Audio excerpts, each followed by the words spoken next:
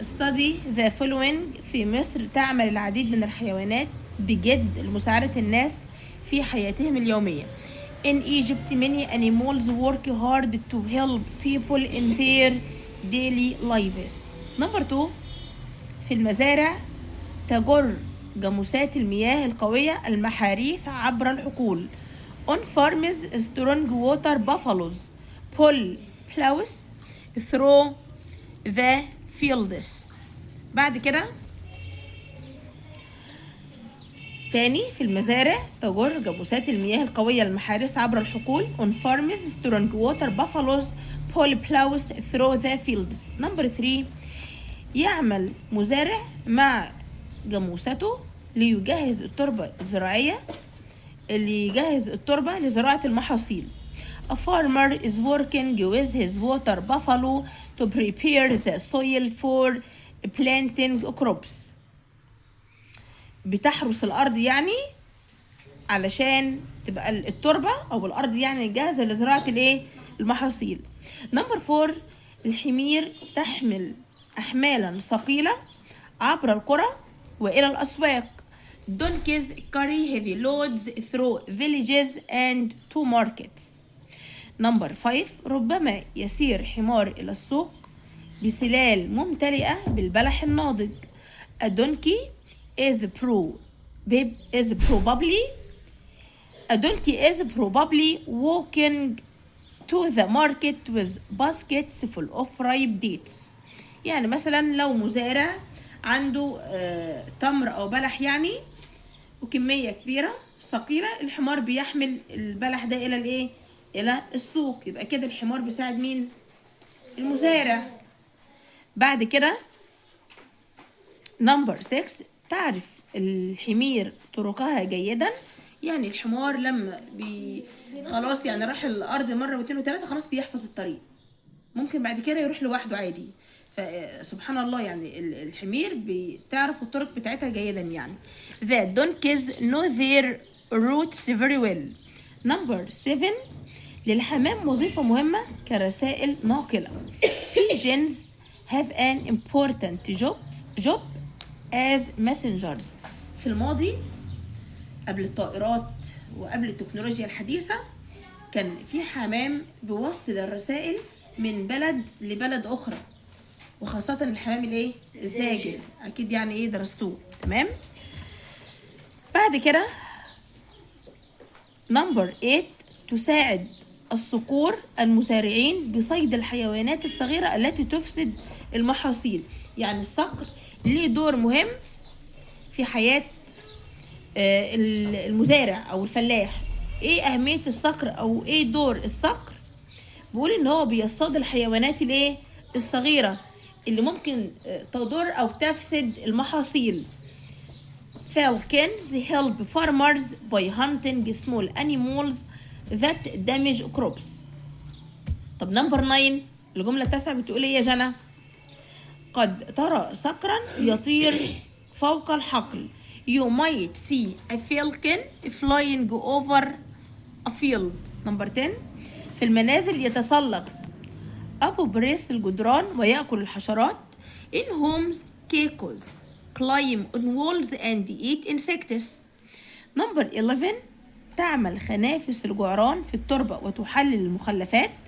Scrap beetles work in the soil and break down waste. بعد كده تساعد في جعل الأرض أفضل لزراعة النباتات. They help make the earth better for growing plants.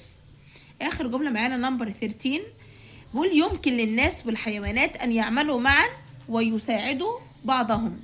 People and animals can work together and help each other. بقول لي animal helpers يعني مساعدي الحيوانات. نركز بقى ونشوف أحداث الدرس إيه.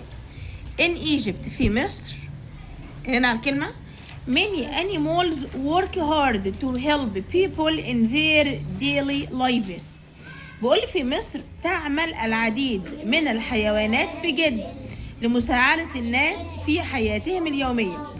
يعني كل حيوان عارف دوره ايه وبيعمل ايه علشان يساعد الناس في حياتهم اليومية، وخاصة مين؟ المزارعون او الفلاحون يعني. on farms strong water buffaloes، يبقى اول حاجة هنتكلم عليها ايه؟ جاموسة المياه اللي بنقول عليها ووتر بافالو. هنشوف اول حاجة كده جاموسة المياه بتعمل ايه او دورها ايه او بتساعد المزارع ازاي. بقول له on farms، ركزي معايا يا ايمي، ركزي معايا. on farms strong water buffaloes pull plows through the fields. يعني ايه؟ بقول في المزارع او الحقول تجر جاموسات قوية المحاريث عبر الحقول. يعني ايه؟ يعني جاموسة ماري بتحرس الارض، بلغتنا احنا بتحرث الارض يعني علشان تبقى جاهزة لايه؟ لزراعة محصول جديد. طيب بعد كده بقول لي ايه؟ right now الآن a farmer is working with his water buffalo to prepare the soil for planting crops. والآن يعمل مزارع مع جاموسته ليجهز التربة لزراعة المحاصيل. المفروض يكون في صورة هنا يعني في الدرس، المفروض يكون في صورة كده. الصورة بتوضح ان المزارع او الفلاح بيعمل مع الجاموسة بتاعته وهي بتحرس الارض يعني ليجهز التربة لايه؟ لزراعة المحاصيل. يبقى كده ايه دور ووتر بافالو؟ بتحرس الارض علشان نزرع فيها ايه؟ محاصيل جديدة، تبقى جاهزة ان احنا نزرع فيها ايه؟ محصول جديد. طيب بعد كده بقول لي ايه؟ ركزوا معايا، احنا كده خلاص عرفنا دور ووتر بافالوز. دورها ايه؟ بول بلاوز through the fields، يعني بتجر جاموسات قوية المحاريس عبر الايه؟ عبر الحقول، بتحرس الارض علشان تبقى جاهزة لزراعة المحاصيل. تاني حيوان معانا هنتكلم عليه ايه؟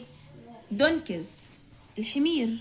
يلا نشوف ايه دور الدونكي، الحمار بيعمل ايه. donkeys carry heavy loads through villages and to markets. بقول ان الحمير بتحمل احمالا ثقيله. heavy loads يعني ايه؟ احنا خدنا لود حموله او حمل يعني. لما اقول heavy loads يعني احمال ثقيله، حاجات ايه؟ تقيله يعني. through villages بتحمل احمال ثقيله عبر القرى، في القرى يعني. and to markets، والى الايه؟ الاسواق. they transport crops, water, containers and supplies through narrow streets. بتعمل ايه تاني الحمير؟ بيقول لي تنقل المحاصيل وحاويات الماء والامدادات عبر الشوارع الضيقة. بعد كده بيقول لي at this moment، في هذه اللحظة a donkey is probably walking to the market with baskets full of ripe dates. يعني في هذه اللحظة ربما يسير حمار إلى السوق بسلال ممتلئة بالبلح الناضج. يعني برضو المفروض يكون في صورة هنا بتوضح إن في حمار رايح السوق يعني وبيحمل إيه؟ ديتس، بلح يعني أو تمر. فالمفروض يكون في صور بتدل على الجمل دي يعني من خلال الدرس. ما علينا، المهم ان انتوا ايه تتخيلوا يعني او تعرفوا كل حيوان دوره ايه. بعد كده بقول لي the donkeys know their routes very well، يعني الحمير بتعرف طرقها ايه؟ جيدا. يعني الحمار مجرد ما يروح السوق مرة او مرتين او 3 بالكتير يعني بيعرف خلاص ايه طريق السوق. حمار راح الارض مرة مرتين 3 خلاص بيعرف ايه؟ طريق الارض لوحده يعني. طيب بعد كده pigeons، هندخل بقى على ايه؟ على الحمام، نشوف وظيفته ايه؟ دوره ايه او عمله ايه؟ pigeons have an important job as messengers. بقول للحمام وظيفة مهمة كرسل. they carry notes and letters between different places. الحمام بيحمل الملاحظات. يعني ايه ملاحظات؟ يعني زي رسالة ورقة كده مكتوب عليها ايه؟ رسالة معينة بنقول عليها نوت، ملاحظة. والرسائل بين أماكن إيه؟ مختلفة. يبقى الحمام بيحمل ملاحظات ورسائل notes and letters. احفظوا كده، هيقول لي في الامتحان نقط and letters، يبقى notes and letters يعني إيه؟ ملاحظات وخطابات between different places، بين الايه البلاد او الدول المختلفة، او بين لا سوري، هنا places يعني اماكن، بين اماكن مختلفة. بعد كده هنتكلم على ايه؟ falcons، الصقور. يلا نشوف الصقر بيعمل ايه. falcons help farmers by hunting small animals that damage crops. بقول لي الصقور بتساعد المزارعين بصيد الحيوانات الصغيرة التي تضر بالايه؟ بالمحاصيل.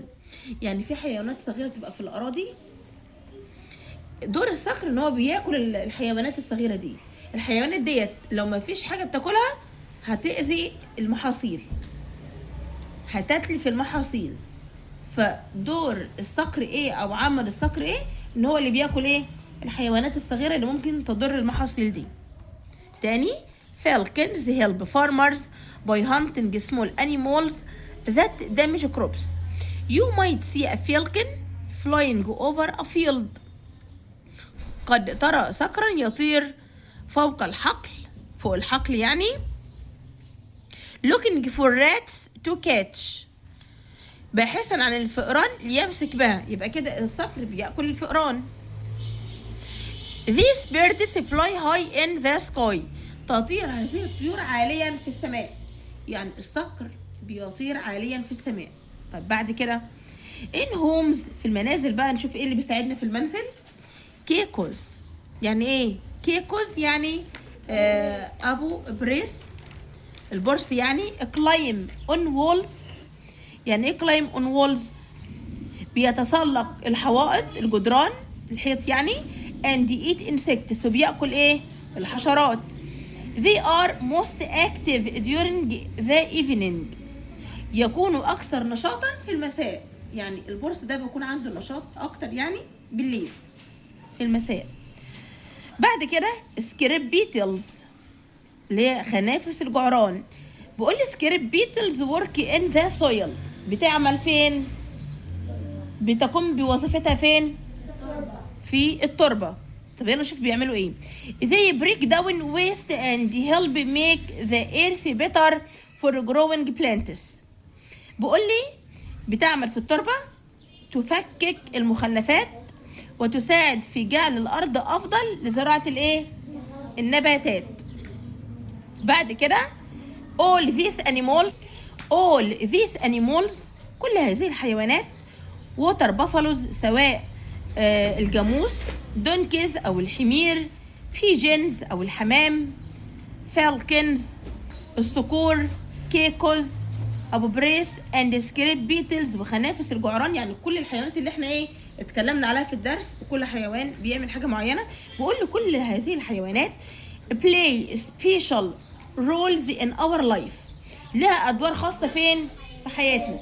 كل حيوان ليه مهمه بيقوم بها وبينفعنا في حياتنا، بنستفيد منه يعني. they show how people and animals can work together،